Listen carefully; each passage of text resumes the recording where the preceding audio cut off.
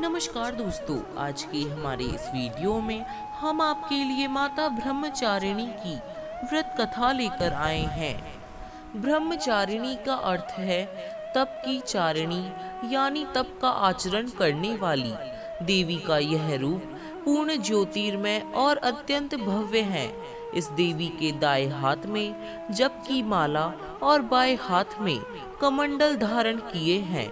पूर्व जन्म में इस देवी ने हिमालय के घर पुत्री रूप में जन्म लिया था और नारद जी के उपदेश से भगवान शंकर को पति रूप में प्राप्त करने के लिए घोर तपस्या की थी।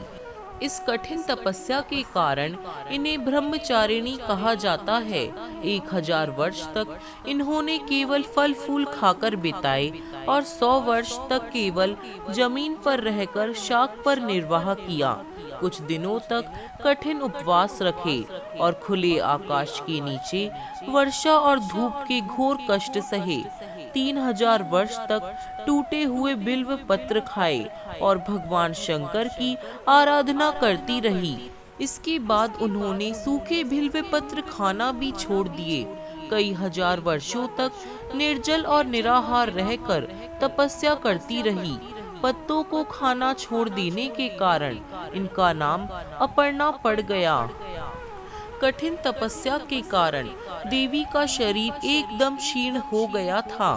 देवता, ऋषि, सिद्धगण, मुनि सभी ने ब्रह्मचारिणी की तपस्या को अभूतपूर्व पुण्य कृत्य बताया, सराहना की और कहा, हे देवी, आज तक किसी ने इस तरह की कठोर तपस्या नहीं की है।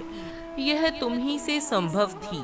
तुम्हारी मनोकामनाएं परिपूर्ण होगी और भगवान भोलेनाथ तुम्हें पति रूप में प्राप्त होंगे। अब तपस्या छोड़कर घर लौट जाओ। जल्द ही तुम्हारे पिता तुम्हें बुलाने आ रहे हैं।